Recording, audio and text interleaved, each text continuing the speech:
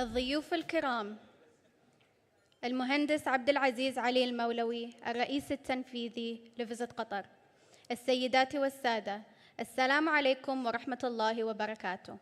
مرحباً بكم في ملتقى الجلسة الحوارية لبرنامج مذاق قطر. يرجى أخذ مقاعدكم. ستستأنف الفعالية، كما نرجو من الراغبين في استخدام جهاز الترجمة أن يتفضلوا بذلك.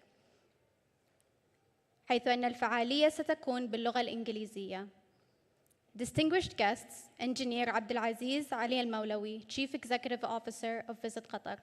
Ladies and gentlemen, good afternoon and welcome to the Taste of Qatar Townhall. My name is Aisha Al-Jaber and I am delighted to be your host for today's special occasion.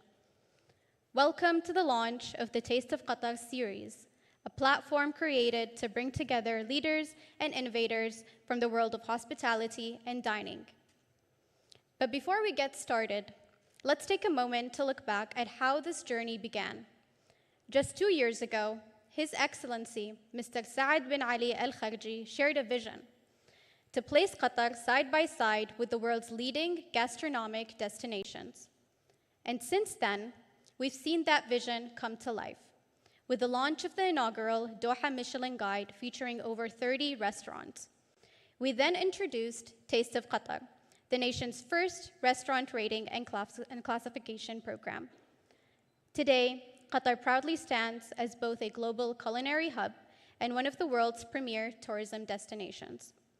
It is important to note that none of this would have been possible without the support, the commitment, and hard work of each and every one of you in this room today. And so, without further ado, it's my great pleasure to welcome to the stage Visit Qatar's PR and Communications Director, Mr. Jassim Al Mahmoud, to deliver his opening remarks.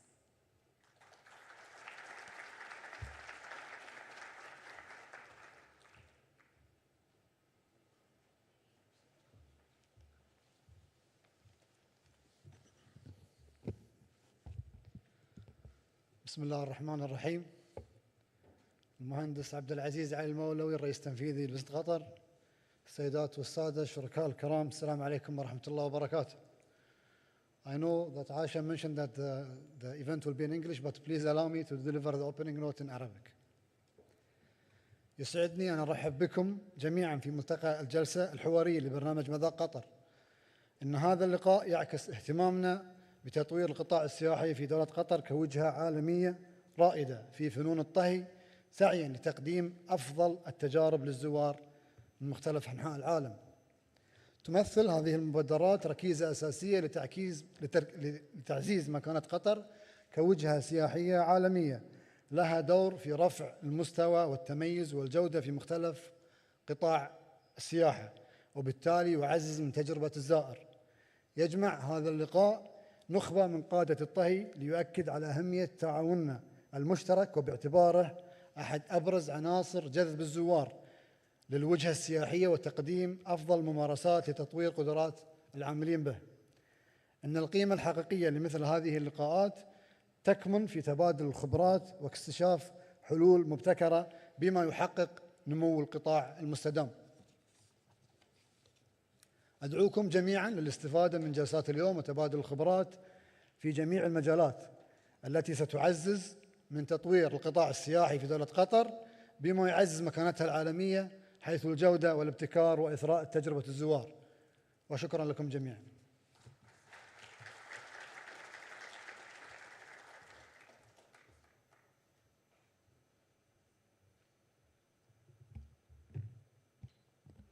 Thank you, Mr. Jassim, for sharing your insights and for motivating us to take this initiative forward. To continue, we will now hear valuable insights into gastronomy trends and visitor experiences. This session will be presented by Mr. Baha Barakat, Managing Director of Ipsos Qatar, along with Ms. Anoud El Assi, Research Manager. Please join me in welcoming them.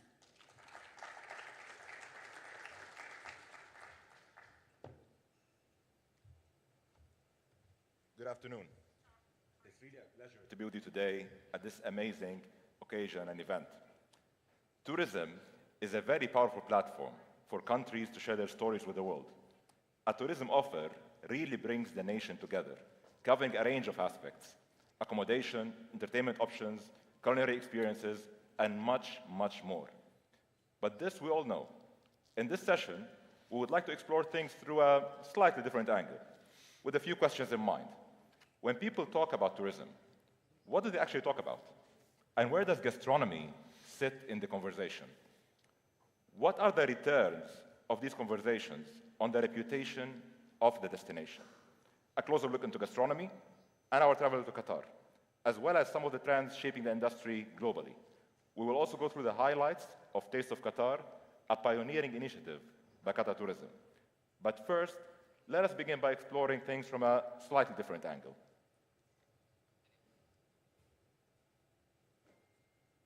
Tourism. In early 2025, we identified 6 key topics shaping global travel experiences.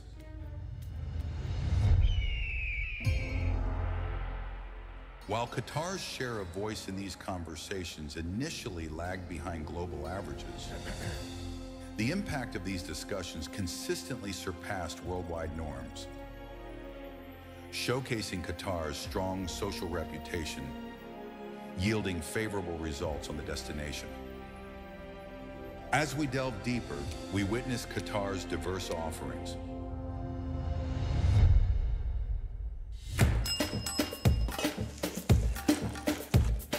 Speaking of gastronomy, let's savor its remarkable journey.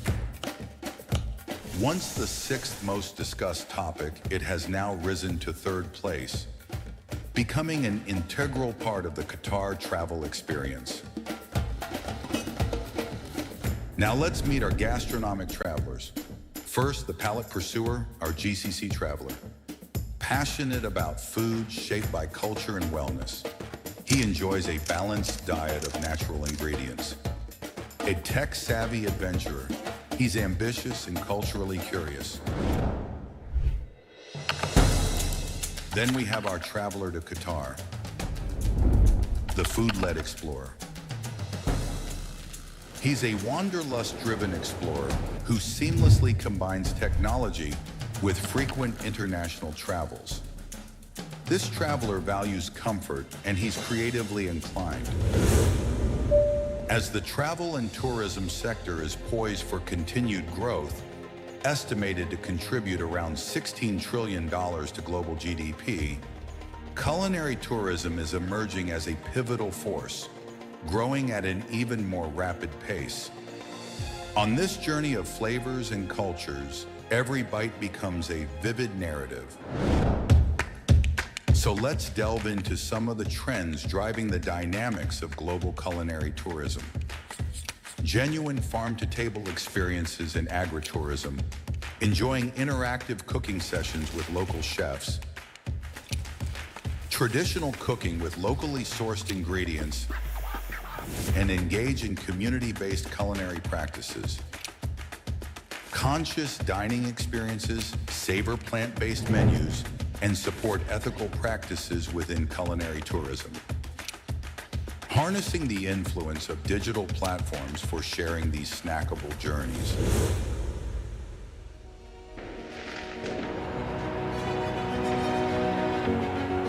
As we look ahead, Qatar is becoming more than a destination on the map.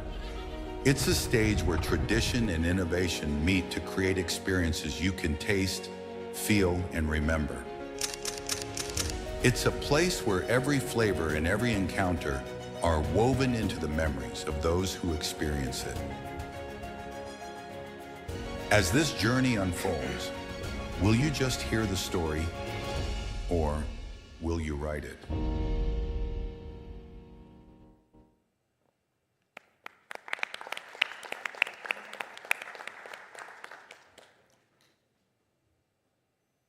Great. So the insights that we just saw right now are based on millions of data points analyzed through social and digital.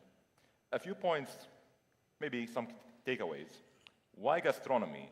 Why Taste of Qatar? Now, tourism in general is expected to grow at a faster clip than the global economy as a whole. Gastronomy in specific is a key driver of that growth, and it's expected to grow at an even faster pace. For us in Qatar, it's a fast-growing industry, huge and diverse offering, with a lot of homegrown brands. It's also among the top 3 most discussed topics globally around Qatar as a destination. With that, Anoud, over to you. Thank you, Baha.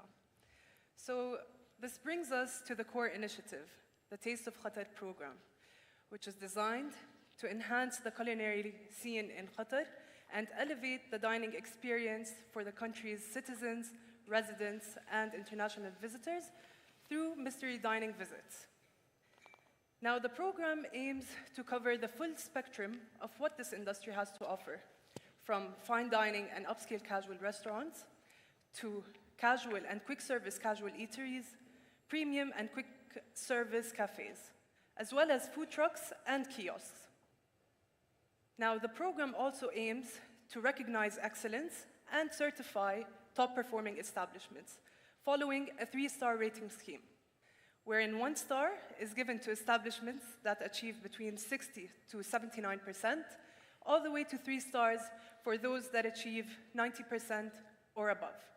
Now, we as an industry should all aspire to attain the 3-star rating out of this program. Now, how is a score determined?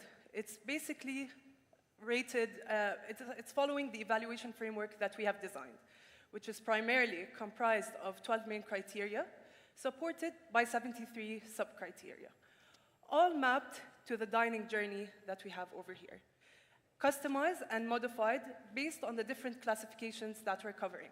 So starting with online exploration and reservation, to the dining experience itself, and concluding with feedback and online reviews. So 8 months in with this program, how are we performing, considering the establishments that have been enrolled in the program? We're at 86%, which is a strong performance, but also carries an opportunity for improvement. So let's walk through the dining journey with our guests. Starting off with a discovery phase. So over here, the guest looks for information, be it contact information, the location of the restaurant, the working hours, and last but not least, the process of making the reservation itself through the different channels that are available, wherever this is applicable. So it could be done through social media, it could be done through a website, or it's simply just a phone call. Once the reservation has been made, the guest then approaches the establishment. And over here, we focus on the valet service, wherever this is available, the parking spots, and ensuring that the restaurant facilitates the entry for people with determination, be it through proximate parking spots, or ramps, or even sliding doors. So the guest has now reached the restaurant itself. He or she focuses on the exterior environment of it, mainly the tangibles. So we're talking about the cleanliness, the condition of the exterior or the outside area of the establishment, and also the signboard. The guest then enters the restaurant, and then he or she is expected to be received by a host or a hostess.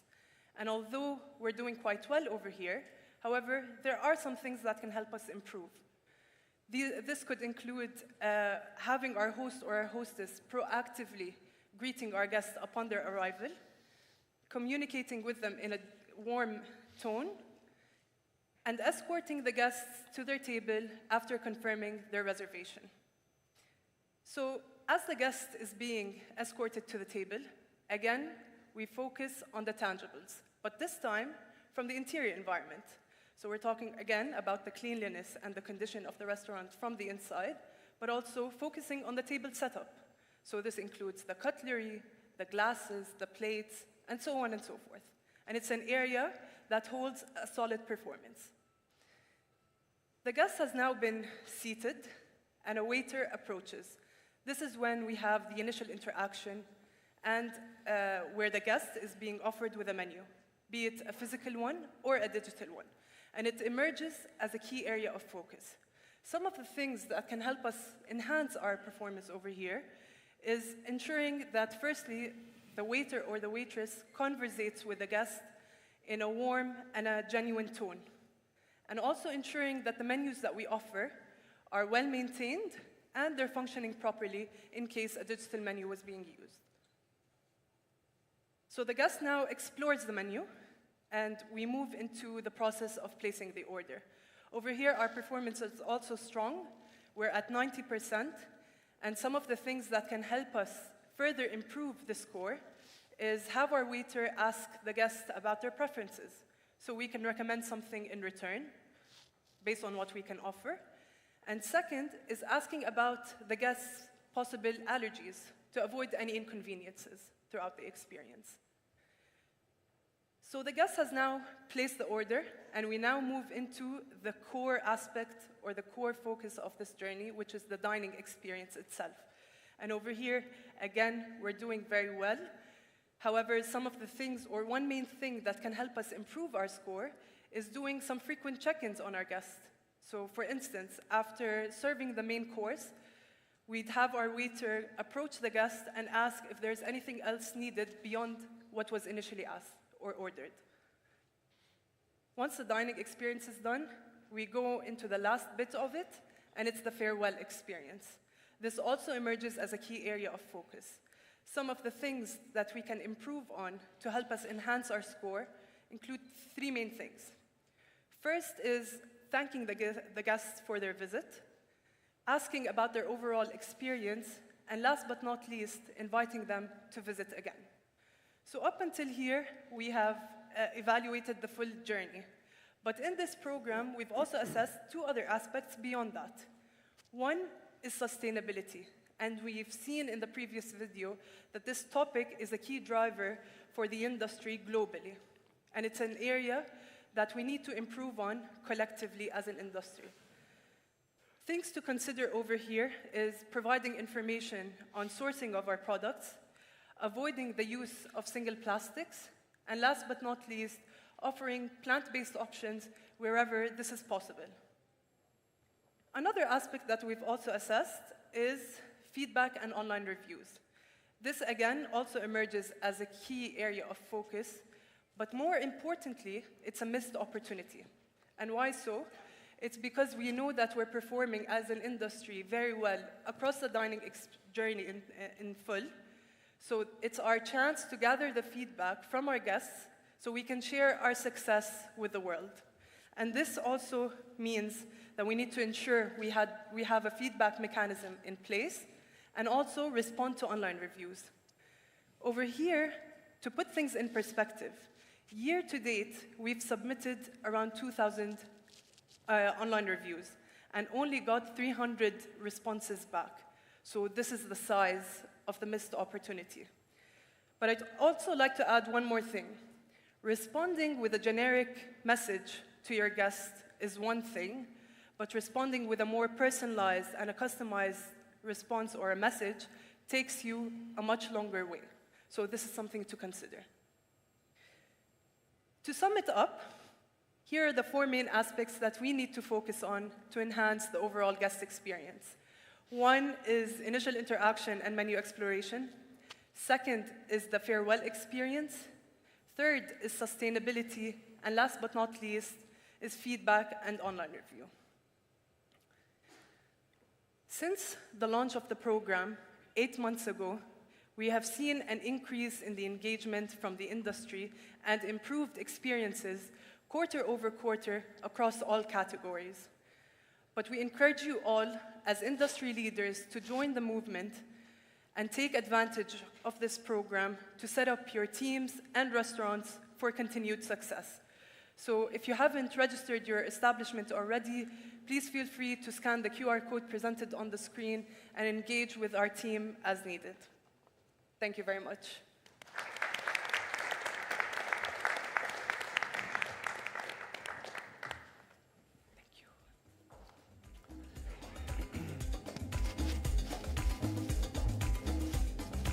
Thank you for that comprehensive overview. We now move to our first panel discussion, hosted by Mr. Jassim Al-Mahmoud, Director of PR and Communications at Visit Qatar. This panel will bring together distinguished leaders from across the sector to share their perspectives on the evolution of Qatar's dining scene.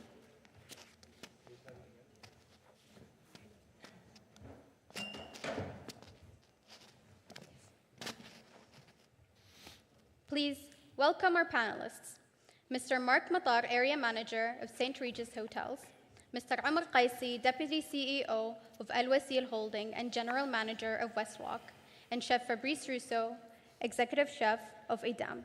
The The floor is yours. Thank you. Keep it here. Good? Good.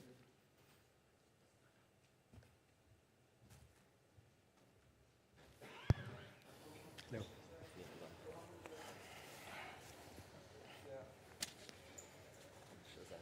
ولا يهمك.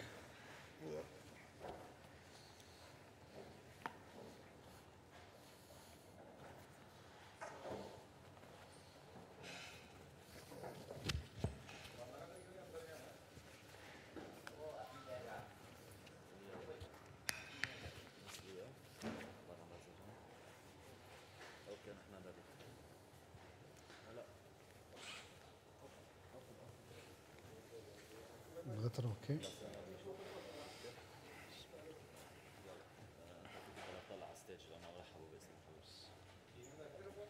مارك مطر.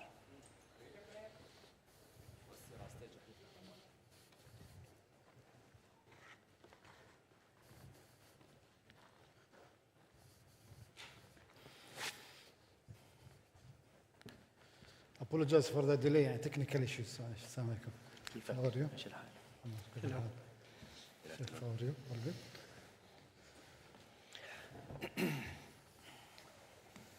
Assalamu alaikum and good afternoon.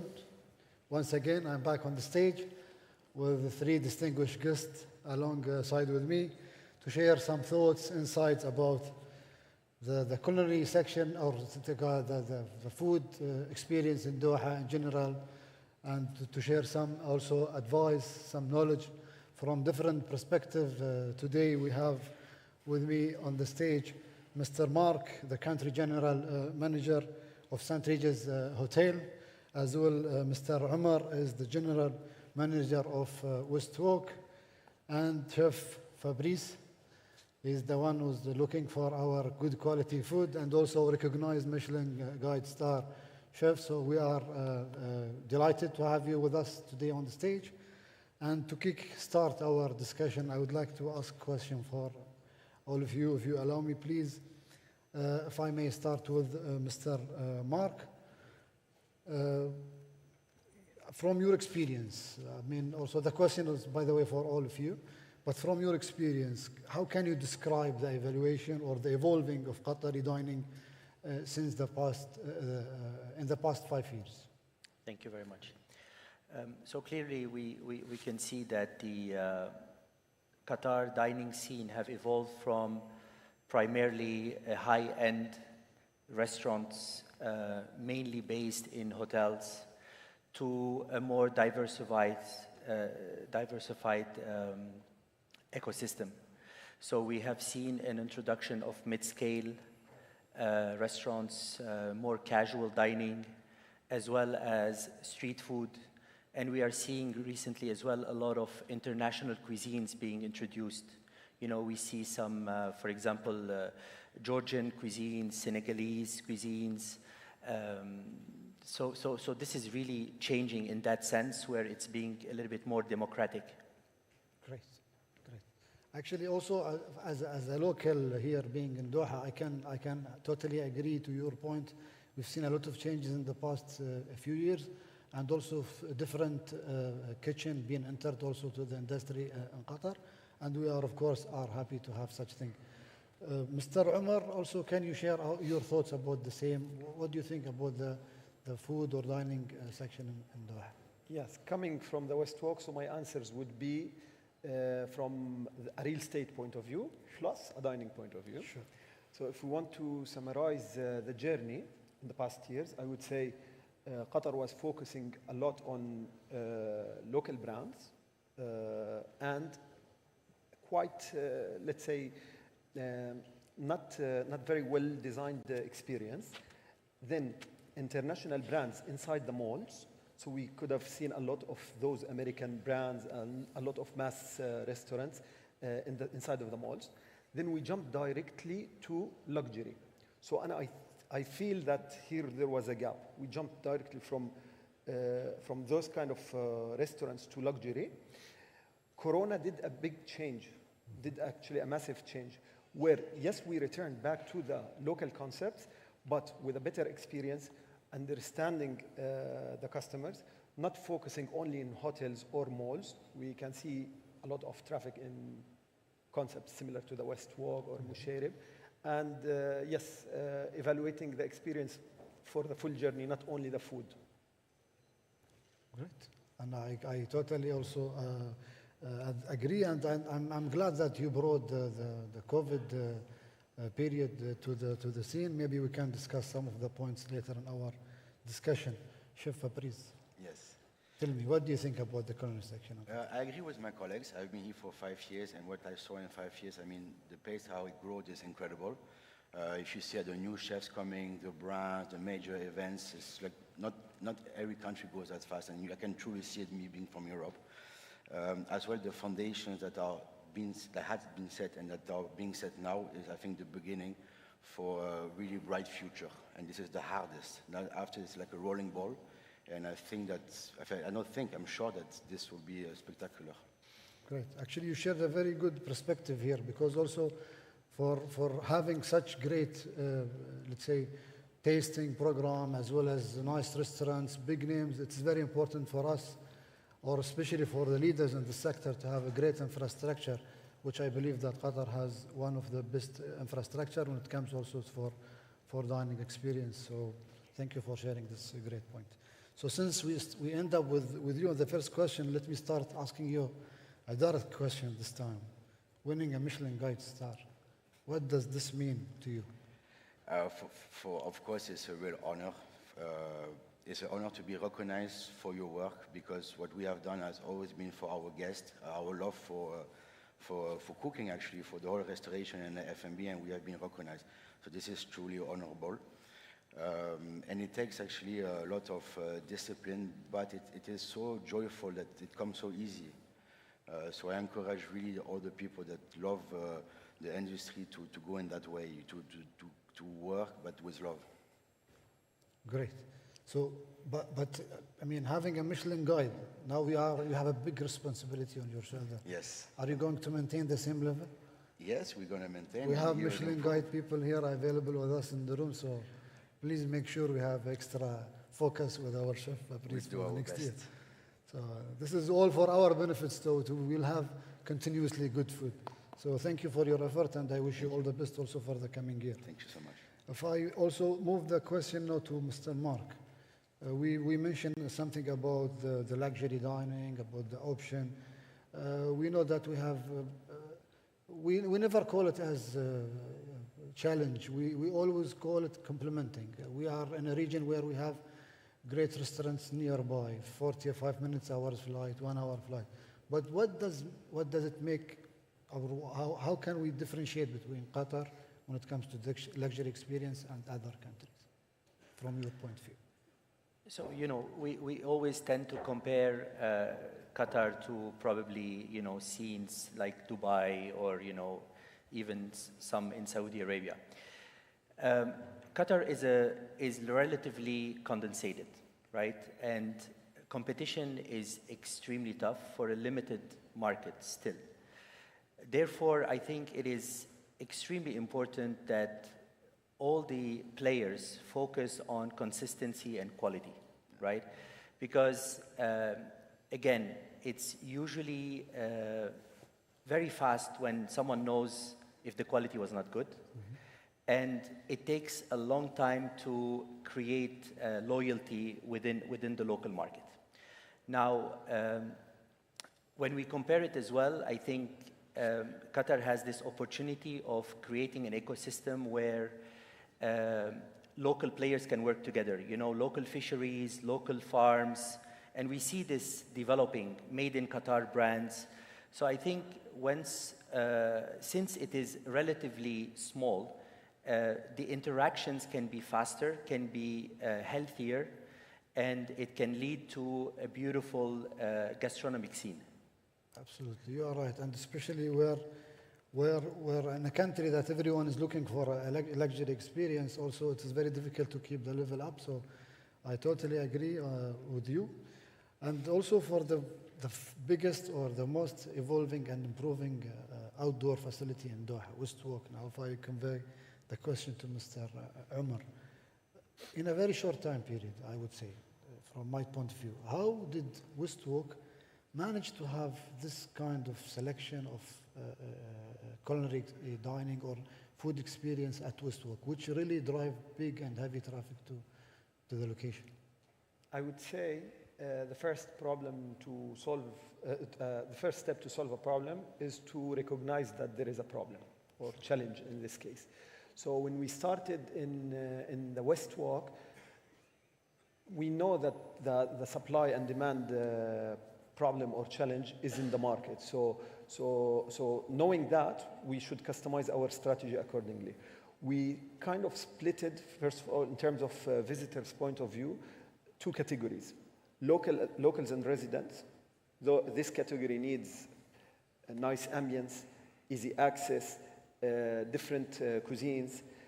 And then you have the tourists. Tourists, they would like to see nice landmarks, big events. So we split our visitors in those two categories, and we treated them actually in a different way. Our main focus in the Westwalk in specific is in the locals and in the residents. Tourists were focusing on the GCC in general. How to attract them? It was, I want a guest to visit me at least twice a week. Why would he come? I should diversify a lot the cuisines there. If I have 40 restaurants, I can't have 20 Italians. Even that, from a leasing point of view, Italian, Mediterranean, they are easier than Senegalian, for example, restaurant to lease. But we should not be tempted with the rent that they can pay. We should always focus on the experience. Experience, it's not about perfection. It's about understanding the customers. So making you to come 3 or 4 times a month, that means I should give you a different visit every time, different experience in your visit in the West. Great, and I like actually the understanding that you, or the perspective that you have when it comes that having perfection is not the aim, is having the continuous relation and having people coming more and more is the main drive. Actually, by doing this, you are perfect, but in a different way. So I totally... If you allow me to say this, now, luxury is important. Of course, it's important, but simplicity is the new luxury. Exactly. So we are focusing on simplicity. We are focusing on people to feel comfortable. Sometimes luxury, it's nice, but it's not practical. Yes, exactly. Actually, and also we live in a country or a society where we have to satisfy all levels. Well, people, they cannot go always for a luxury dining every single day. So we have to have a different level, and this is the main idea of also introducing Ipsos and Taste of Qatar, to have very good quality, no matter what is the level of the food, what is the level of the cuisine that I'm visiting. It matters about the quality, about the steps that was shared earlier with our colleagues in Ipsos. So this is what really matters, and this is what we are trying to achieve. So if I go back to Chef Fabrice, I would like to ask you also questions. Since you said you are here for 5 years, we know that when it comes to cooking, it's an art, a different type of art. And a person like me who likes to eat good food. So let me ask you, how do you blend? How do you find the technique that you can mix between the spices, the culture, the menu that you have? What is the secret behind it? I think as a chef, you have to really inspire from where you are, because like we said, to be sustainable today is not a want, it's a need. So by actually using local products, talking to people that have been here way before us, looking at techniques that they were using, the heritage, we blend that actually with our expertise of let's say, fine dining, if I can call it, because I really liked what you say about simplicity. I believe that too, but they should create a word that is actually simplicity, because it's actually complex, but it is simple at the same time. So I'll give you an example. We are very proud of that dish, because that dish is now 8 months, it's become a signature dish. We found some local beetroot that were really amazing, and the beetroot is really simple, you know. So I like to think us like a factory of emotions and memories. Because with that beetroot, we created a savory beetroot pie. And I have guessed 6 months they didn't come, they're still talking about that beetroot pie, you know? So this is simple, it is local, but we worked on it. So this is how we try to work as much as possible in that way. Great, very good. And I like to understand also the culture, to understand what it is very important. It's the best narrative you can use. So now we know one secret why you are a Michelin star chef. So good. So this is for all chefs here. Please try to understand what the guest is trying to eat. If I go back also, Mr. Mark, being in the land, one of the best hotels here in Doha, along with other hotels, hosting us here today at St. Regis. What makes St. Regis different when it comes to the guest dining? What are you providing at St. Regis that make our experience different? So there's two main elements to this specific St. Regis. One is the fact that, you know, it's a brand that is coming out of a legacy. You know, St. Regis started in New York in the early 90s, and the thing is, 1900s, sorry. So the thing is, there's a legacy to this brand. It's part of Marriott International. It's one of the top brands of Marriott International. So it comes with a heavy traditions and legacy, which I will be expanding a little bit more. But there's also the other vision, which is also the ownership group vision, which is Al Fardan Hospitality, that have this vision of, you know, one hotel is not by itself is not enough. We need to have an ecosystem of restaurants and wellness center and recreation that will create this holistic experience for the guests when they will come and visit this hotel. So here, for example, alone, we have 14 restaurants, you know, international brands, homegrown brands. In the other St. Regis, the Pearl, we also have another 10 restaurants with another wellness center from Switzerland called Clinique La Prairie. So it's today, I believe that a hotel by itself, even if it's from the biggest brands, is not sufficient. We need to create also the entire experience around it. So at St. Regis, going back to the heritage and the legacy of St. Regis, we have something very distinctive, which is the butler service. And this butler service actually specializes in creating very much of personalized experiences. You feel that you have a personal assistant that will accompany you from the reservation time until the checkout time and even beyond. And this sense of these people know me, they know what I want, they know what I like, they assist me without being intrusive, is something that is very unique to the St. Regis brand. From your answer, and I can tell he already, St. Regis scored 3-star already, so congratulations from Thank you. Mr. Umar, you talk about Westwalk, about selecting carefully the right restaurants also, but such projects, today actually glad that we have 3 different perspectives about talking about the main target, which is culinary.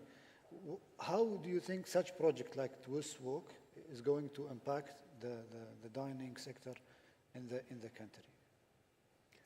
Projects like the Westwalk or the mixed-use cities, let's say, regardless of the size, it could be like Westwalk size, or it could be Musharib, or even bigger. In our point of view, it is the future. It's the future of the industry, especially in the GCC, where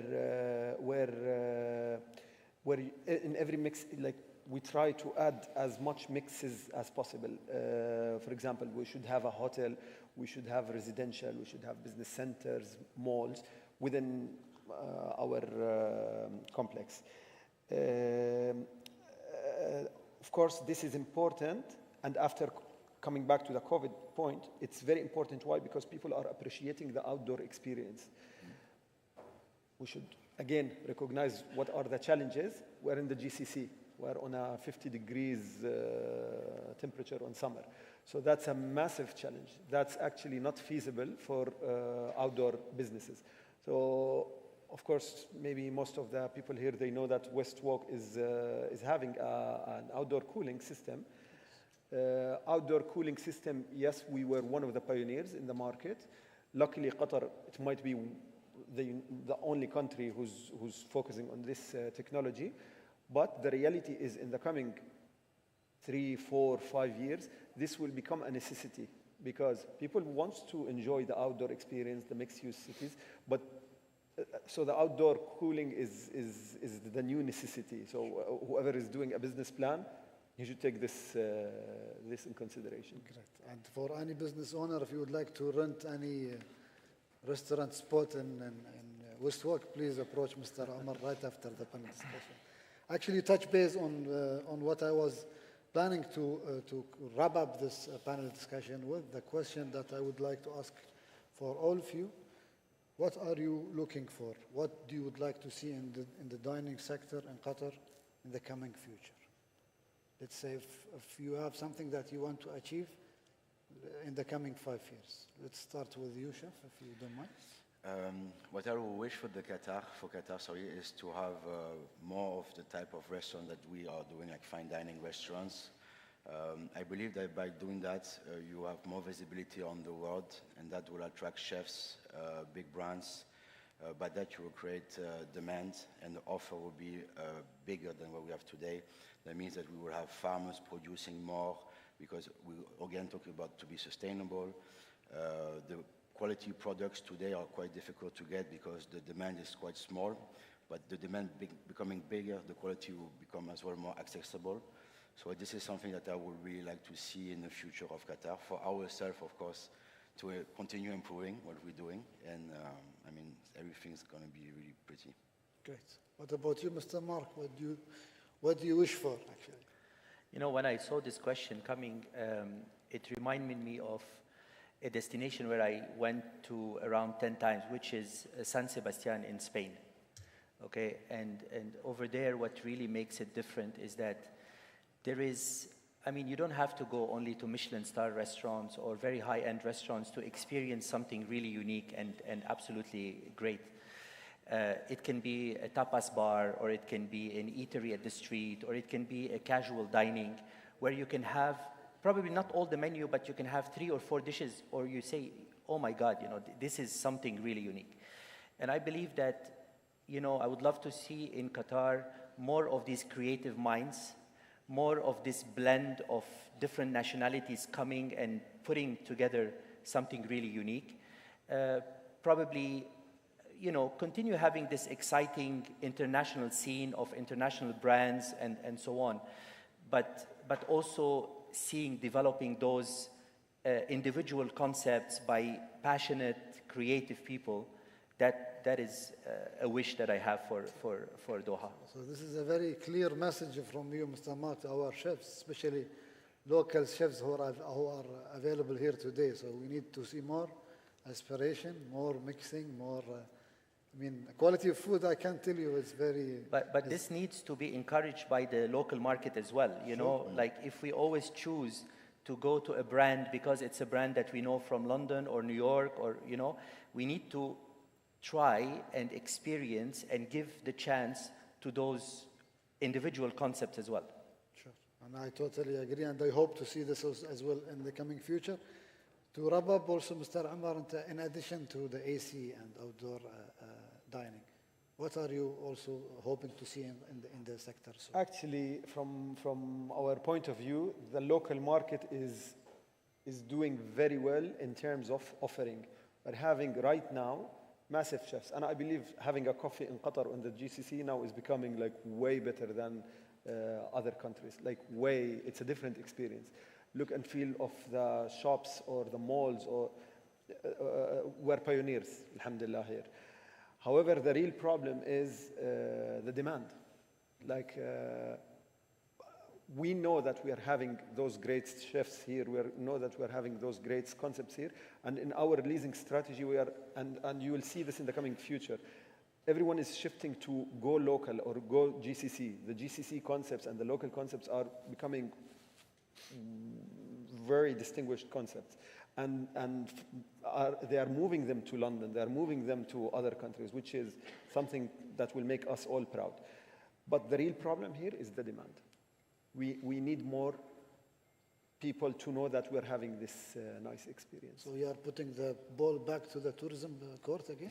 That's true. Try our best. And we bring 5 million people last year, so let's hope to bring more We're people. in the good direction. We're in the good direction, Sure. but we need more people. We are supporting each other. We'll do our best to support the food or dining section in Qatar. This is why actually we are here, to support all of you.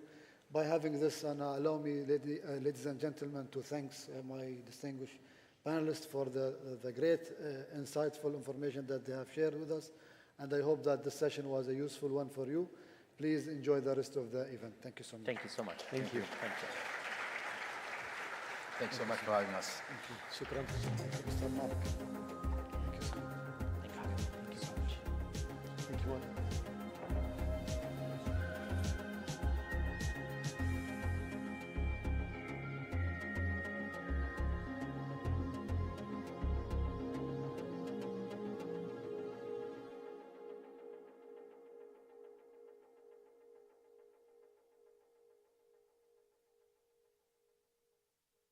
It's not. It's on. Thank you, Mr. Jassim and esteemed guests, for sharing such valuable perspectives. Ladies and gentlemen, due to the delayed start, we will proceed directly to the second panel. Please allow us a few moments to have the panelists fitted with their microphones.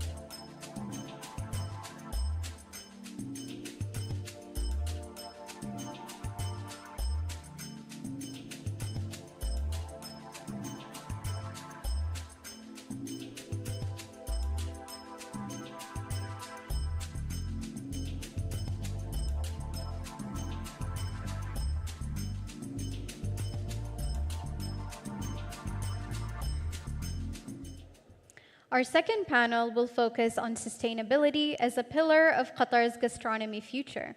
Moderating this discussion is Ms. Noor Al-Jaber from the Service Excellence Team at Qatar Tourism. Please welcome our panelists, Dr. Hassan Al-Ibrahim, Senior Advisor at Hinat Salma Farm, Mr. Thomas Kinsberger, General Manager on behalf of Shared Properties, Mr. Ghanem Al-Salati, Founder and CEO of Evergreen Organics, Mr. Friedman Heinrich, Senior Executive Chef of Europe, Middle East, and Africa at Marriott International. Ms. Noor, the floor is yours. كيف الحال؟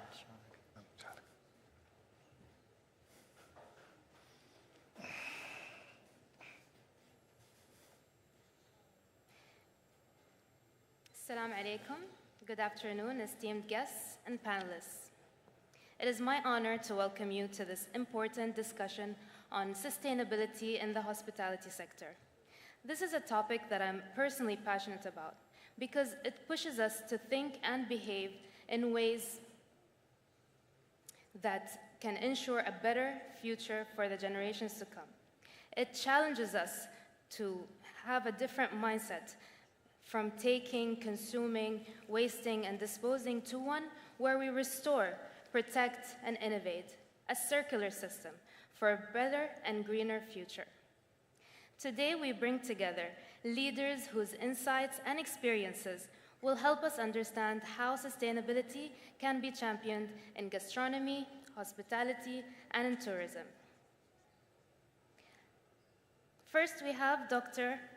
Hassan Ibrahim, the former acting chairman of Qatar Tourism, he played a pivotal role in shaping the country's tourism strategy and advancing government excellence. Today, among many things, he is on the advisory board of Hinat Salma. Then we have Ghanem al-Salati, a Qatari entrepreneur and advocate of plant-based living. He has built a dynamic ecosystem that goes beyond business, extending into education and humanitarian efforts. His work promotes health, wellness, and eco-friendly practices, all rooted in his commitment to a greener future. Then we have Thomas Kinsberger, representing Mubashara Properties. He's the general manager of Mandarin Oriental Doha, and he brings over 2 decades of international experience, making him a key voice in the region. His leadership has guided the property to multiple 5-star Forbes accolades while embedding sustainable practices into operations. And last but not least, we have Chef Friedman Henrich, who's made a special trip all the way from Dubai, so thank you for being here with us today. With over a decade of international experience, he had led culinary teams around the world and is a driving force behind culinary innovation, fine dining excellence, and a world-class guest experiences across the Marriott portfolio. First, I'd like to ask a question to you all. Now, what does sustainability mean to you in the context of food and dining? Let's start with you, Dr. Hassan. Sure. Thank you very much, Noor.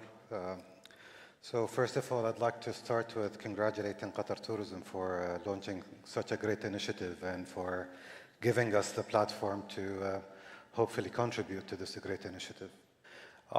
When we're talking about sustainability in general, we're talking about 3 different things. I'll just go a step back before delving into culinary and gastronomy in general. So the first thing we're talking about is the perspective versus the perception. The second thing is the definition and what do we mean by sustainability. And the last thing, the motivation that businesses, government entities, entrepreneurs, whether chefs or otherwise, will have to contribute to sustainability in general. If we start with the perception versus perspective, each one of us today has his own perception of what sustainability means. Whether it's a green initiative, whether it's focusing on using recyclable material, whether it's about waste. However, in order for us to reach a stage where we have a unified and a 360 view of a definition, a common definition of sustainability, we need to all sit around the table. Whether we're a central planning entity, whether we're entrepreneurs, whether we're chefs, whether we're hotels or operators or investors, and try to come up with a common thread that weaves what sustainability means. The second thing, and I'll try to be as fast as I can, when it comes to definition, it's about functionality versus experiential. A lot of us focus on the functionality aspect of sustainability, and that's why we tend to talk about how can I use organic material or organic ingredients in my food? How can I do recycling? And we tend to forget about the experiential element, which includes both the social and cultural elements of sustainability. Absolutely. And the last thing, the motivation, is about the 5 Ps. There are intrinsic motivations for us. So when we care about the people and the planet, but there is also extrinsic Ps that we need to focus on. So it goes beyond just the plate to the place as well. So what kind of place are we making? Are we designing places that are giving the local touch? And finally, the pleasure that we're providing to our end customer. Absolutely. Thank you for this view. Let's go on to you, Ghanem. Please elaborate on your view. Of course. So for me, you see, I've been very passionate about sustainability, and I brought sustainability into everything that I've been doing for the past 10 years. For me, I've seen sustainability definition changes throughout the time, and how I kind of came to the conclusion nowadays, what does it mean to me? It means to closing the loop and circularity. So I've brought circularity into everything that I do on a daily basis in our operations. That means from the sourcing of the material, to the composting of the material, to actually the ability to, even when you deliver the product to somebody, thinking about what packaging goes into it. So I tried to venture in every single supply chain opportunity where I can innovate by incorporating that method of circularity from the moment you source the material to the end of life of that product. I think this is a definition that helped me to understand how I can do everything in the restaurant, let's say, scene. I've managed not only to bring, let's say, the composting aspect in every kitchen that we are running and operate today, but also educate the consumer that at the end of the day, you are part of that kind of supply chain. Absolutely. And when we deliver that product needs to go to the end of life, and that end of life meaning the way you dispose of it. So I think that kind of circle of life chart that I've created in my mind have helped me to understand what sustainability really means in the real context of running businesses nowadays. Absolutely, and you really do that through all of your businesses, which is really great. You're in control of that whole loop. Thank you. And Thomas, on to you. Thank you, Noor. Yeah, incredibly excited, as the first panel mentioned, what's happening in the dining scene at the moment in Qatar, linked to sustainability. And although there's probably a bit to go, I think that there's great progress, and some entities, such as the gentleman here, making really fantastic progress that we benefit from. So for us at Mandarin Oriental, we are privileged and proud to be part of Mubashara downtown. And as you know, that's the first leading sustainable regeneration project globally. And there's a few things that are linked to sustainability that I would like to highlight. One is heritage-rooted sustainability. Mubashara was home of the first bank, of the first pharmacy, of the first hotel and the first cafes in the 1950s, and it's an absolute privilege for us here to continue that legacy and connect it with some more modern sustainable practices now going forward. We've got an incredible citywide infrastructure with solar generation, water reduction initiatives through grey water, etc., and all the hotels and all the restaurants that are part of the project, they really benefit from this infrastructure that is provided. Absolutely. Mubashara is really a pioneer in everything, and sustainability is one of them. On to you, Chef Friedman. Can you please elaborate on your view of sustainability? I think there is a great opportunity here for everybody around to really go and understand that sustainability itself is not only something that we are doing from a procurement point of view or from a working in the hotel or in gastronomy point of view, but also something that we are doing especially when it comes to recruiting talents, to communicating to our guests. Communicating to our guests, all the different initiatives that we are doing. There's a great word that I always like to use. It's the term of zeitgeist, which describes that this is an era at the moment where sustainability is really at the forefront. So agreeing to everything that was said on this panel up until now, and just wanting to add that it's a methodology that we are training our chefs, our workers, and everybody around to really question everything we do. Is it sustainable? Is that something that we can continue on doing week after week, month after month, and really does it help and does it add a value? It is not only the sourcing, it is not only the procurement, it is not only the planning around, it is every single thing. Electrical consumption, water consumption, hours spent on working, and I think that's it. Yeah. Absolutely. Thank you so much for your elaborations. And now to you, Dr. Hassan, I'd like to address this. And you've touched up on this aspect of cultural and social sustainability. Now, how can these elements enhance Qatar's dining landscape? Sure. So, I mean, today all of us are experts in tourism in one way or another. We tend to travel a lot. We tend to be more sophisticated around our choices.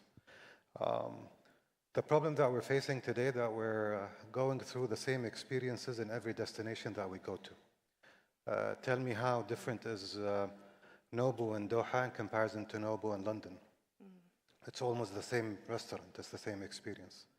And by that, you're not getting the social and cultural touch that you need to get. And this is a big problem that we're struggling with as a tourism sector. Throughout our value chain, we focus so much on luxury, we focus on sustainability, but we ended up focusing on the beauty of the product and not the uniqueness of the experience.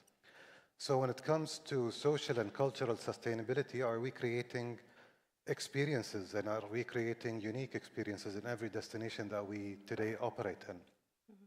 And this is the philosophy that we started with in Caravan Earth and Hinat Salma. We thought, all right, let's see how we can be different, socially and culturally. How can we design an experience that comes from the society and to the society and by the society? And that's why we cared a lot about the narration, so the storytelling.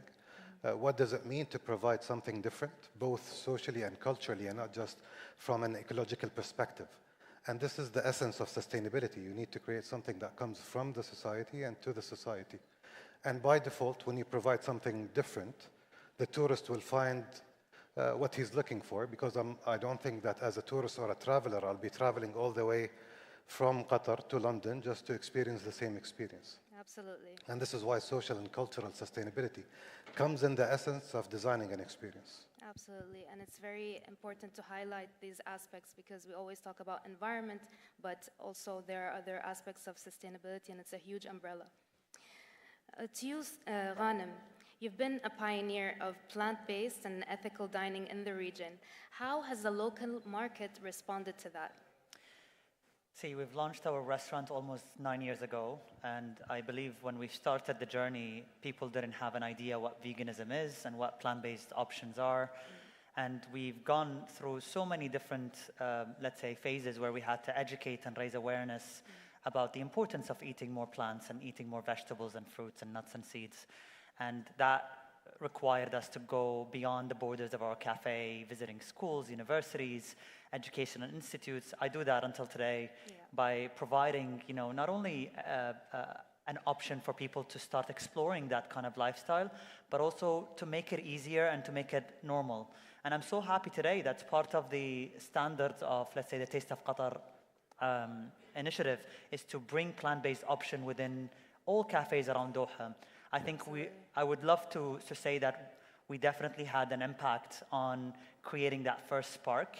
And we believe that the idea is not to exclude any other food. A lot of people say, Ghanem, you're trying to stop people from eating meat or eating animal products. The idea, it's actually not. It's actually to add more options when it comes to the varieties of vegetables and fruits and nuts and seeds that the world has to give, but also the farms, the local farms that are offering now today. And so I'm always excited to see that the plant-based scene is growing. And I think today we're no longer talking about veganism as a concept that is westernized. It's actually very much embedded in every kitchen around Doha. Most restaurants today are embracing that, and they are actually proud to be offering such options. And the consumers are more aware that they need to be eating more fruits and vegetables. So I feel like mission accomplished. Absolutely. It's really great that we're on a health-conscious trend. So it's for the benefit of all our bodies and also for entrepreneurs like you. Correct. Thank you for that. So Thomas, as the general manager of Mandarin Oriental, located at the heart of Mashayb, a model for sustainable urban living, how do you translate Mashayb's ethos of sustainability into the hotel's dining and hospitality scene? Thank you. A great question. And as you said, Mashayb has such an incredible sustainable infrastructure, right? And the tricky part is how do you give that back to the guest journey? So we have actually a lot of guests checking in and asking us, what do you do for sustainability? And I always encourage the team to, instead of just referring to the sustainability website or give the standard answers, to ask if they have 45 minutes during their stay and to show them. We work with Mashayb properties to really take them around, show them the district cooling, take them up to the rooftop, show them the solar system, explain them what gray water system means, and they really, really love it. And then, of course, it continues in their journey at the hotel. We've 2 years ago, group-wide around the globe, stopped single-use plastic. We're bottling our own water on site. And in the restaurants, we try to use as much as ingredients as we can locally. We work actually very closely with Evergreen Organics and Hina Tsauma, and we must continue to push that. It will be key for the future. Yes, that's truly incredible. It's all about even keeping an ecosystem that is local and benefiting from each other. Absolutely. And Chef Friedman, to you. As a global and pioneering leader in the world of hospitality, how is Marriott embedding sustainability into its global culinary operations, and how does that fit into Qatar's strategy? Very good question. I would say it's all in the experience. It's in the guest experience. Sustainability, as I've mentioned before, and as we've heard right now as well, is really a 360 degrees approach. If we embed this into the experience and we understand what is the market currently asking for, and we are ensuring that our chefs are now applying all these culinary skills that they've acquainted over the last years, also on vegetables and fruits, that I would want to pick up what Mr. Ghanim was saying is absolutely correct. That's culinary skill set, that culinary mastery, applying it to everything that is out there, not just neglecting it on the side, and creating an experience, creating a storytelling around, I think is an absolute, is an initiative that we are doing with certain tools that I cannot yet disclose, but I'll promise you there are things that are very great.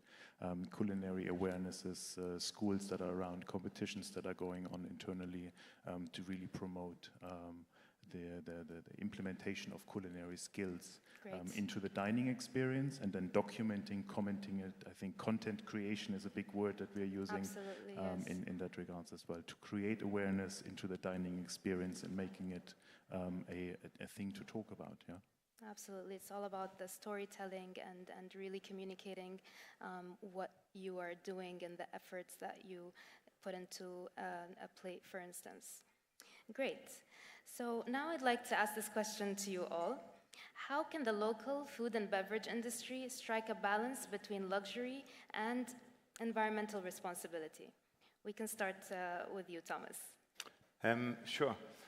Well, it's a tricky question, right? And I think it's key that we do strike the balance. There's no option. We must.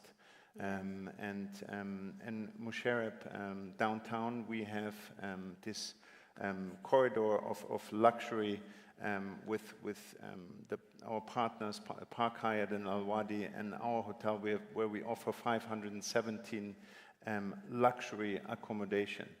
And at the same time, we've got this infrastructure in Musharraf, right, that gives us the balance to that. And that has been recognized with over 50 awards globally and locally and regionally to really confirm that luxury and sustainability can enhance each other.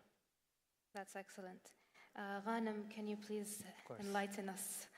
So for me, luxury is a definition that has changed as well. So I see luxury as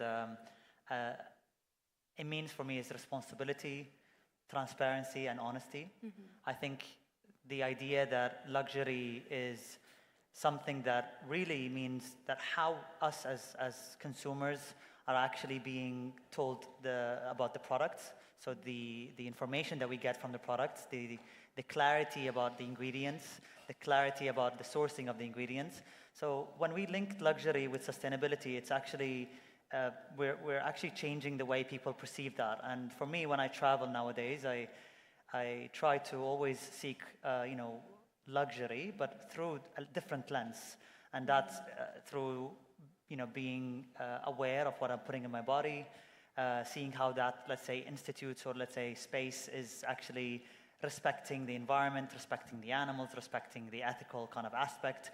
For me, this is where where luxury stands for Absolutely. what I see it. Yeah. Absolutely. It's about the quality and the sourcing and the origins, really knowing where that's coming from as well. Yeah, correct. Okay, and Dr. Hassan, can you please share your views? Sure. I have a different view about luxury to start with. I think we need to avoid striking a balance between luxury and sustainability to start with. Okay. Luxury is not something that we should seek to achieve. Because by trying to achieve luxury, you're avoiding dealing with the larger audience, which our industry seeks to hopefully achieve and reach to a wider audience. So the way to strike a balance between luxury and sustainability is by avoiding luxury and leaning towards sustainability more and more. And you can achieve that by going back to the roots, by achieving authenticity rather than luxury. Today, everyone is trying to get back to barefoot tourism, where you want to be closer to the nature. And that by itself is luxury. That by itself is something that people are trying to achieve. So to me, being in the luxury industry means being more simple, being more basic, going back to the roots. And for us in Qatar, it's something simple that we can achieve because our roots came from being simple, being sustainable. When we grew up, we all tended to be more sustainable. And by default, that is luxury by itself. Absolutely, I totally agree with you. Thank you for putting that into a great context here. To you, Thomas, I'd like to ask, from your perspective as one of the leading hotels in Mubashara, how do you see collaboration between hotels, developers, and the government partners in driving more sustainable food ecosystems in Qatar? Yeah, collaboration is key. We talked about collaboration with our local partners here. Absolutely. And I think Mubashara downtown is a great example, actually, of collaboration that happened in the past, where governments and developers came together with hospitality brands to bring this project to life. And I think what it does now, as we are fully operating 100+ buildings, retail, residential, hotels, freestanding dining, it really gives us great purchasing power to support local suppliers. Absolutely, that's great. Thank you. And Chef Friedman, can large hotel groups be leaders in sustainable dining without compromising on the guest expectations? Absolutely, yes. I wanted, if you allow me, just to quickly pick up on the conversation we just had in regards to luxury and sustainability. Absolutely. And I think here is a matter of redefining the word luxury. Luxury, the new luxury, is the experience, right? Is the storytelling, is the heritage, and that combines into it. So I would go a step further and agree to both arguments being made on the stage. Absolutely. Luxury goes hand in hand if we understand luxury in a new perspective. Yes. To close that subject. And then on to your question, I would say we have a great opportunity because of scalability. We have access to, I don't know, millions of data points through the power of Marriott that we can analyze and we can make educated decisions. And I think here lies a great opportunity for us, not only in energy saving, not only in water saving, not only in food waste reduction, for example, to really go and partner with great leaders in the industry that are working in all these departments and allowing our properties to have access to these. So from a Marriott perspective, there are great initiatives already available and in the pipeline that really allow every single property, every culinary leader, every food and beverage leader, even the rooms product to be sustainable and to have something that is documented, that we can use to communicate.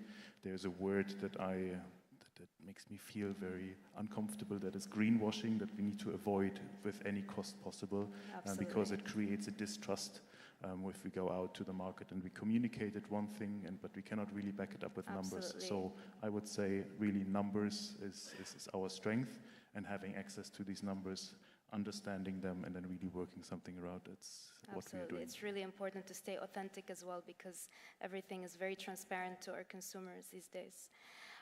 So, back to you, Dr. Hassan. How can chefs and restaurants better integrate local, sustainable sources into their practices? I will leave this to the chefs and the entrepreneurs here on the stage. Of course, you may also give your thoughts But on this. I would go one step earlier. When you're talking about integrating local, it's not just about integrating local ingredients into your what you're offering on a plate. But you need to integrate local into the overall experiential design to start when you start from designing to developing and implementing, and then eventually putting the food on a plate. So I'll go back to the 5 Ps which I mentioned: the people, the planet, but I would focus on the place and the pleasure. When you put the place and the pleasure on the back of your head, when you start designing the experiences and you start integrating local in the designing phase, so they're part of every aspect of your experience.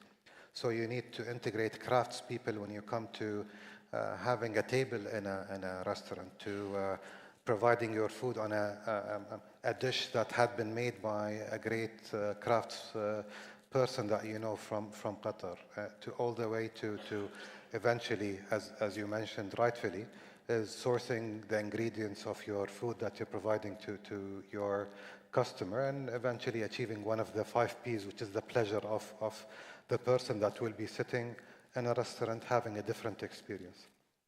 I mentioned Nobu as an example. Yes. No offense to Nobu, I love Nobu, but I prefer to have Nobu where Nobu exists. I prefer to have local wherever I travel, and that's why integrating local is very important throughout the whole value chain. Absolutely, agreed. Yes, local actually is something, what we travel for usually is that experience of that country itself. So really well done for Hinat Selma, for our local entrepreneurs as well, and businesses and restaurants that have really... The reason I'm still here today talking about the same thing that I spoke about in 2016 is because this is my life and my lifestyle, and I practice this on a daily basis. And I believe me being passionate about it have led me to continue giving back to my business, but also to my community. I want to bring something just to add on the aspect of adding more local food to the menus. A very interesting, case that we have started at Evergreen. So in 2016, when we've launched the menu was created without even looking at the farms and what is available in Qatar. We've created an amazing menu. We imported most of the stuff. It was a really successful menu. However, after the blockade, we've realized that we actually have no connection to the farms, let's say in Qatar, and our menu had no correlation. So what we have done is that we've actually asked our chefs to start going to the farms, check what is being grown in Qatar, and then create the menu from there. And what that have changed is now the star of the dish became the vegetable that is grown in Qatar, and then everything else around it became, let's say, the garnish or the add-on. And I think by changing that philosophy, it helped us a lot to really make sure that the incorporation of the local aspect is at the core of every menu that we develop across all our restaurants.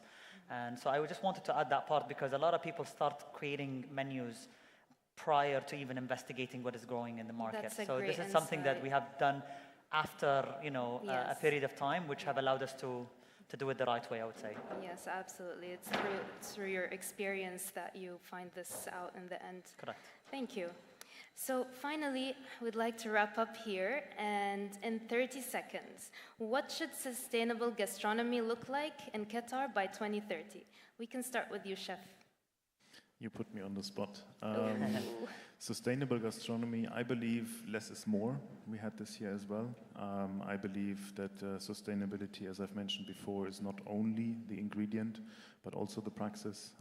We are going around and we are advising chefs to understand really what the guests are looking for, and bringing that bespoke and rather change it on a more seasonal basis, on a routine basis to have them. So a smaller menu with more sustainable practices applied to it. That's what I would want the country to see for. Thank you. Thomas, can you share your thoughts, please? Yeah, I think very much aligned, and as Dr. Hassan mentioned, I think local ingredients, we need to celebrate, but not only the ingredients, also the craftsmanship, the local textures, textile, etc. That's number one, and I think we really need to redefine what is the future of experiential dining and include more cultural and environmental aspects. Thank you. And Ghanem, how do you see it? So my vision from day one have been to make Qatar the most vegan-friendly city in the world. So I think the future is plant-based. Amazing. And Dr. Hassan? The future of sustainable is basically a smaller menu, very seasonal. We know our environment here in Qatar. You cannot import food from all around the world and then claim that you're a sustainable and a green restaurant. Absolutely. And more and more local elements. Only then you can not just have a label of being a green restaurant, but you can actually be a sustainable restaurant that is very local. Absolutely. Not just walk the talk, but actually talk the talk. Talk the talk and not walk the walk, actually. You can walk the talk or not talk the walk. It's Be it, yes. So thank you. That's a wrap-up of our panel discussion. Thank you very much. And thank you all.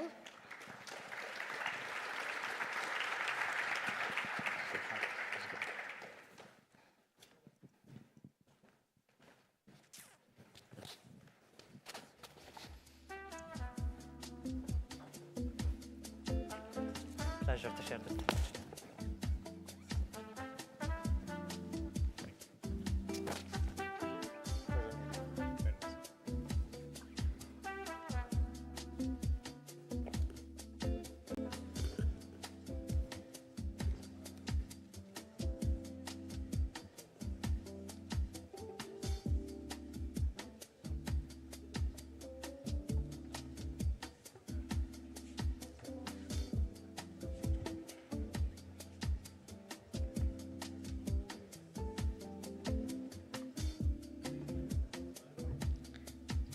Thank you, Noor, and to our panelists.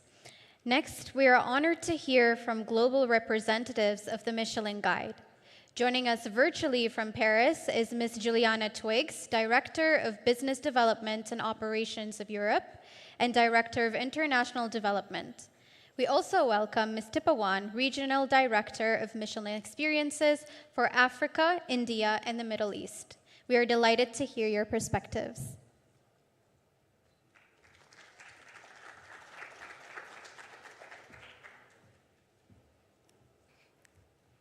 Assalamu alaikum and good afternoon, ladies and gentlemen.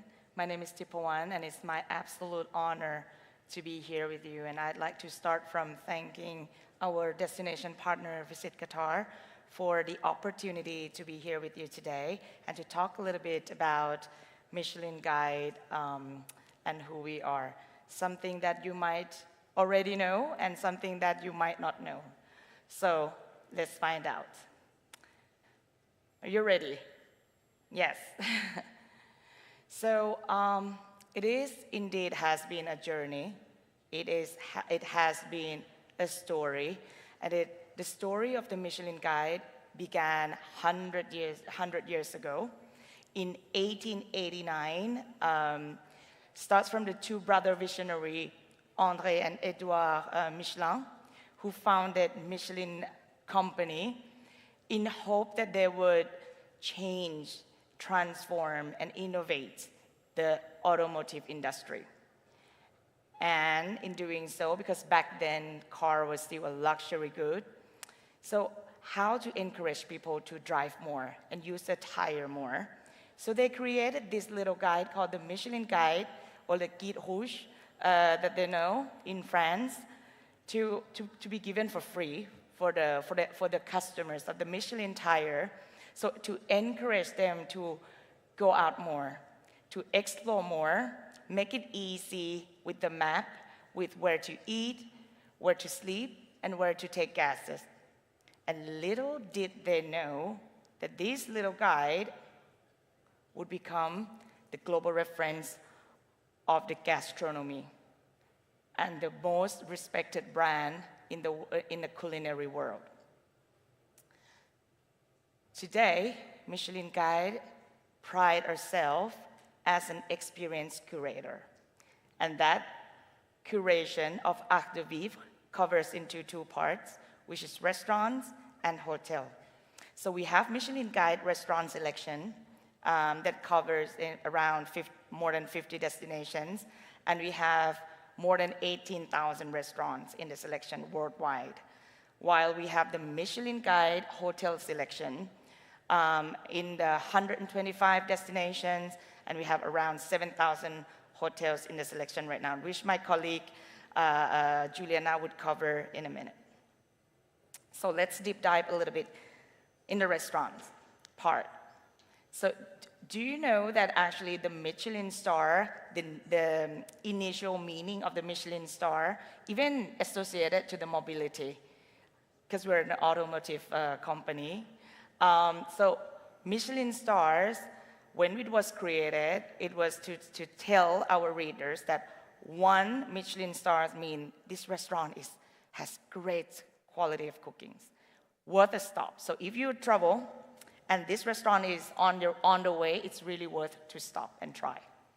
2 Michelin stars mean excellent cooking, worth a detour. So even if you have to go a little bit out of your way, it's worth it. And the 3 Michelin stars, the pinnacle, the absolute, it means exceptional cuisine, that the restaurant itself should be the destination and it's worth a trip.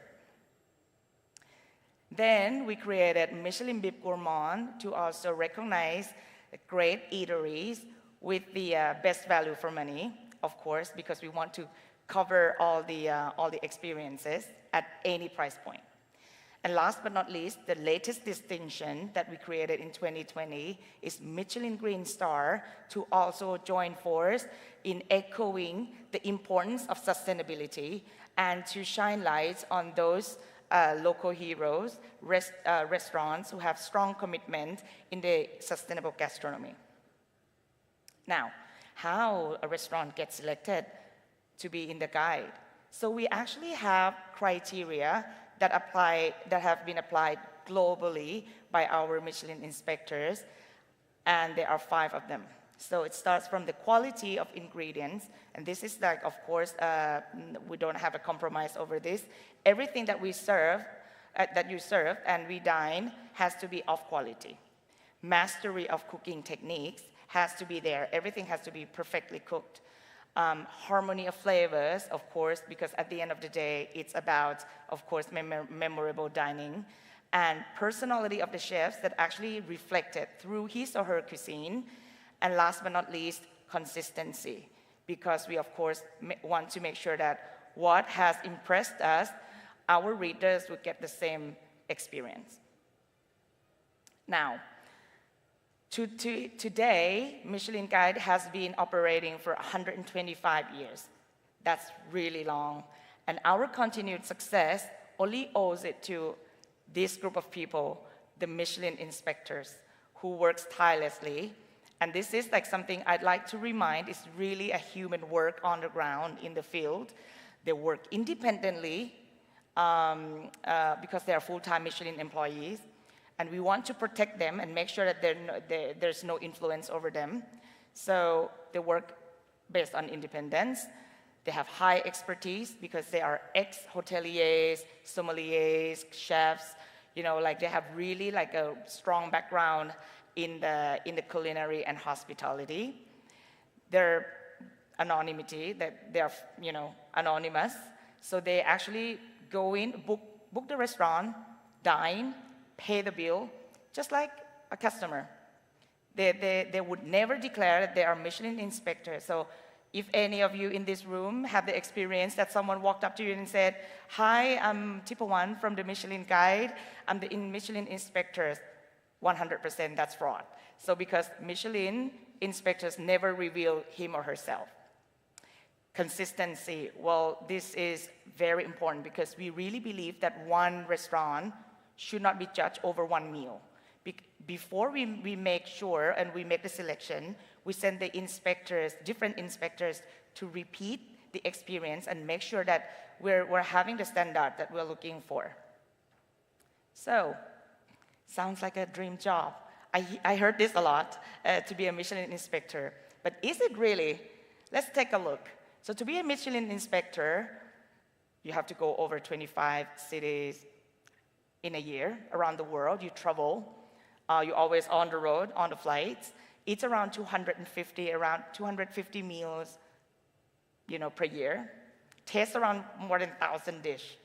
And this is like really dedicated time, of course, away from your families, your friends.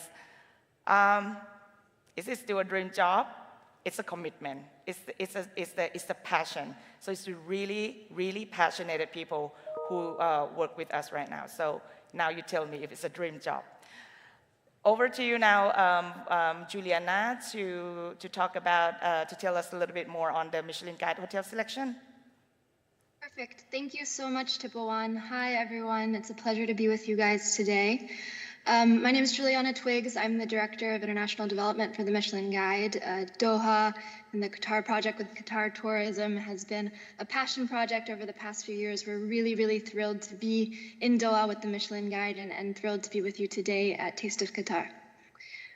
So I'm going to deep dive a bit into a newer asset, the newest asset within the Michelin Guide universe, which is the Michelin Guide Key distinction, which is our new distinction for hotels. So beyond gastronomy, moving into the hospitality sector as well. The Michelin Guide Hotel Keys were soft launched last year for the first time in 15 designated countries between Europe, Asia, and North America. But this year, for the first time and in just a few weeks, we will be unveiling the first worldwide Michelin Guide Key selection. So that means hotels in Doha, in Qatar, will be eligible to earn a 1, 2, or 3 Michelin Key distinction. So what are these Michelin Key distinctions? They're, of course, in direct parallel to the Michelin stars that we have for the restaurants. A 1 Michelin Key is a very special stay. We're looking for hotels that exude their own character and personality, ones that break the mold, and really provide exceptional service. A 2 Michelin Key hotel is an exceptional stay, somewhere unique and exceptional in every way. Again, always looking for a hotel of character with personality and charm, eye-catching design, architecture, with really that sense of service and hospitality at its core. And then 3 keys, like the 3 stars for restaurants, which is the ultimate distinction within the Michelin Guide ecosystem, is an extraordinary stay, really hotels that offer the ultimate in comfort and service, style and elegance. So this is a very exciting new distinctions that we're bringing to the world, and we're very excited to see what happens for Qatar in the next few weeks with the selection revelation on October 8th. Beyond the distinctions, so the 1, 2, and 3 keys, we also have special awards for the hotels. What's unique about the special awards, deep dive quickly into each of these pillars. So when it comes to tourism and following this frequent traveler survey, what came out is that the Michelin Guide is decisive in impacting traveler decision-making, showing that travelers have said that they would choose a destination that has a Michelin Guide selection over a comparable destination that doesn't have a Michelin Guide selection. So not only is it impacting where people choose to travel to, but we also see that the Michelin Guide traveler tends to stay longer in a destination and spend more. So the presence of a Michelin Guide really underlines a value tourism strategy as opposed to a volume one. If we go into the economic side, obviously the first players to feel the impact of the Michelin Guide from an economic perspective after we arrive in the destination are the restaurants themselves. We see that there's increased turnover at each level of the distinction ladder as restaurants move through the Michelin Guide distinction ecosystem. But that direct return also ripples throughout the larger sector. So as was mentioned before by Chef Rosso, as the demand increases because the Michelin Guide can provide a visibility for certain restaurants, the impact that that has on local product sourcing and the ripple effect through the agribusiness industry is important. We also see there's increased bookings, which allows the chefs to better plan their demand. And so this really ripples out through the larger hospitality, tourism, agriculture, agribusiness industry. And then finally, the last impact pillar we talk about is on the culinary offering itself. When the Michelin Guide arrives in a destination, we set an international benchmark.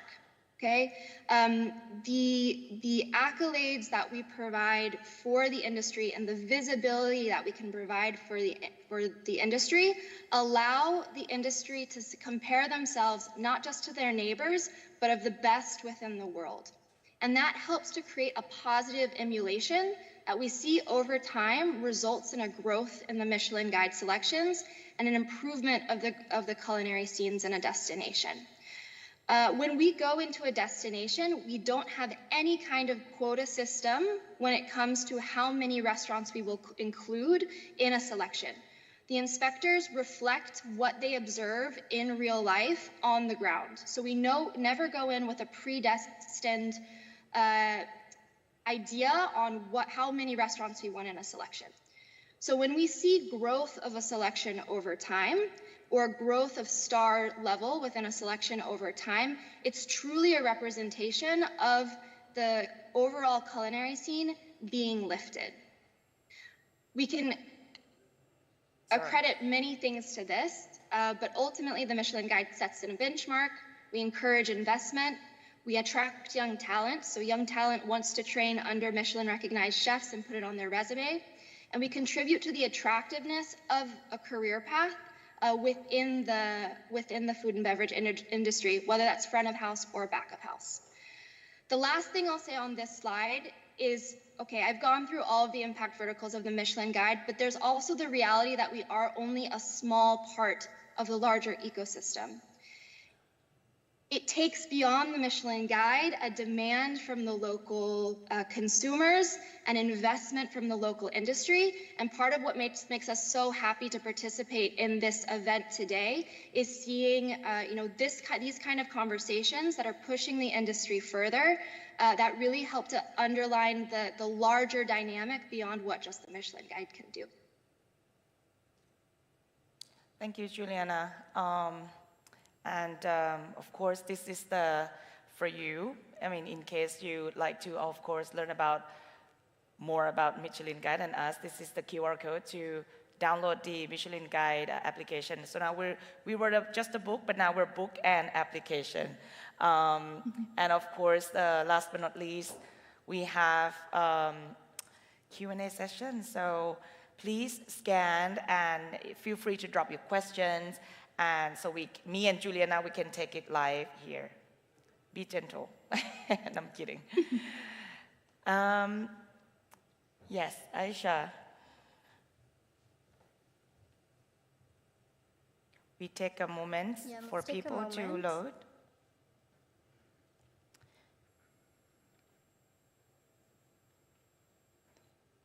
So maybe I'll be here.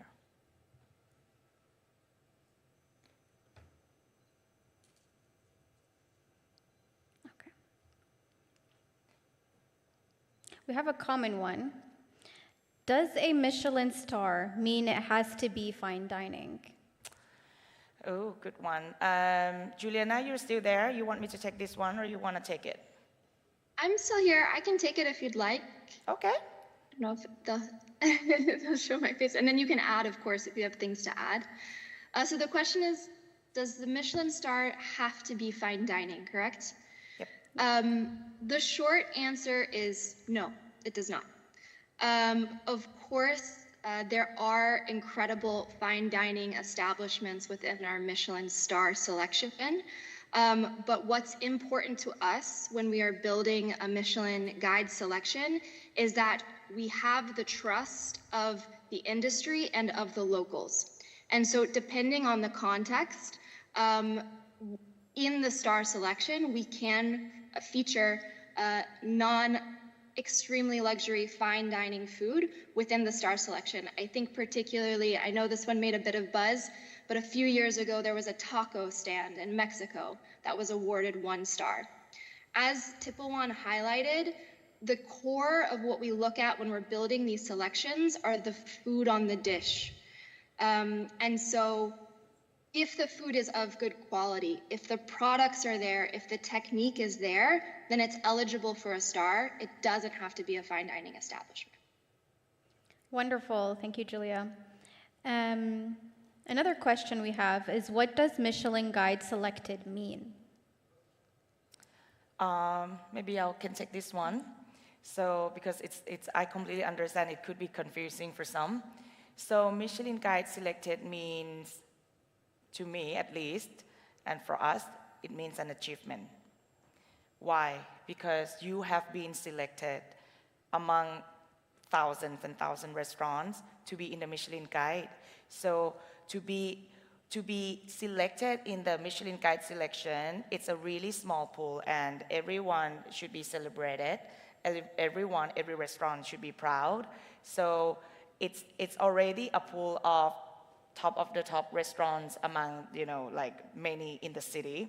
And these restaurants, the Michelin selected restaurants, also stand a chance to, of course, maybe in the future be promoted to a star, or of course, if within the price category, it could be the Bib Gourmand.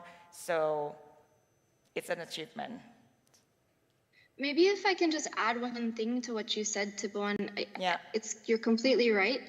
I think what's important to keep in mind when we talk about building these Michelin Guide selections, whether it's on the star level, the selected level, the bib level, when our inspection teams come into any destination, so when they go into Doha, we're not looking to build the list, the best restaurants in Doha.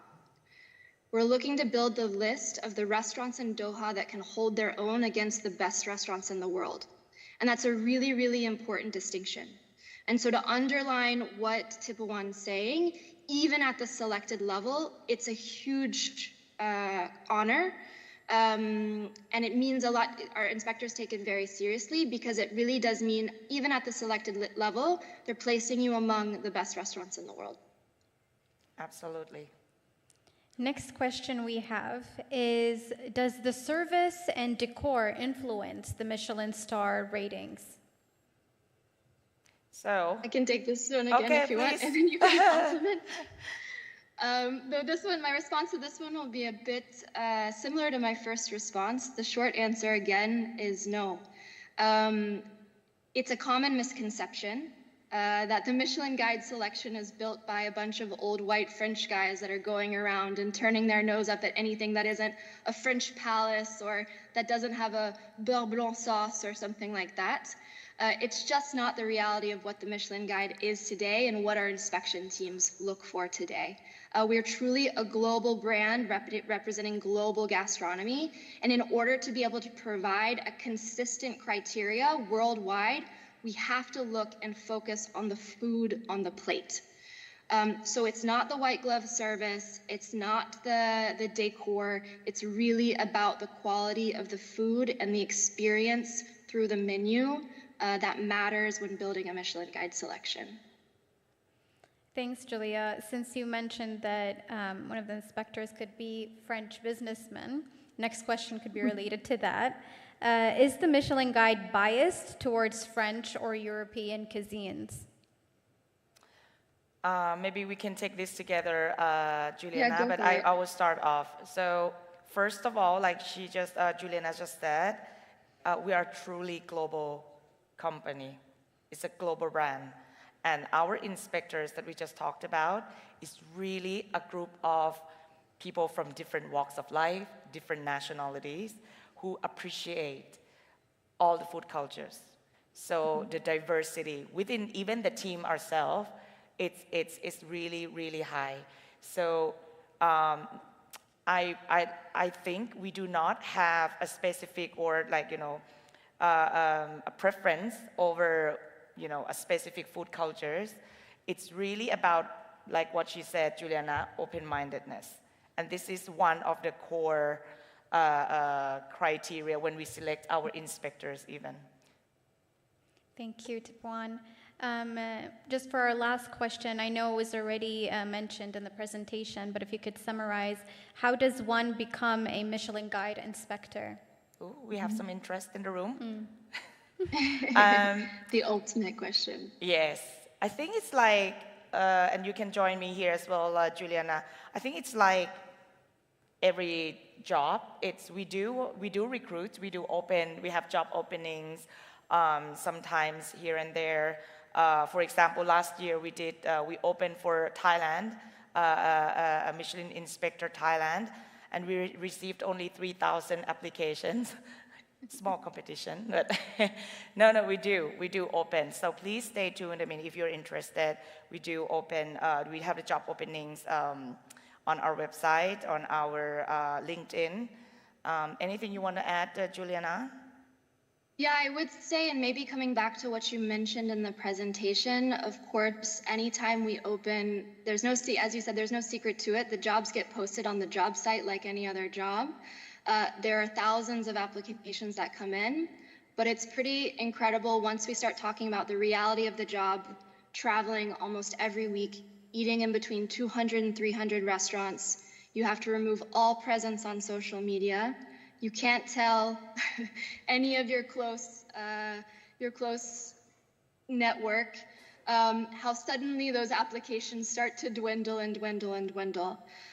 Ultimately, what we're looking for when we're looking for our inspectors are people that have already had at least 10 years of experience in the industry in some capacity, that are willing to really go undercover and commit to the anonymity. But as I said before in the presentation, that are driven by an open-mindedness and an eagerness to discover new cultures and shine a spotlight on incredible and deserving culinary talent around the world. Thank you to you both. As we bring today's town hall to an end, we invite you to continue the discussions informally and take this opportunity to network across the sector. On behalf of Qatar Tourism, I would like to thank you all once again for your participation and for supporting the launch of the Taste of Qatar series. Together, we are shaping the future of Qatar's dining landscape. Thank you. We wish you a pleasant afternoon. Thank you. Thank you, Aisha.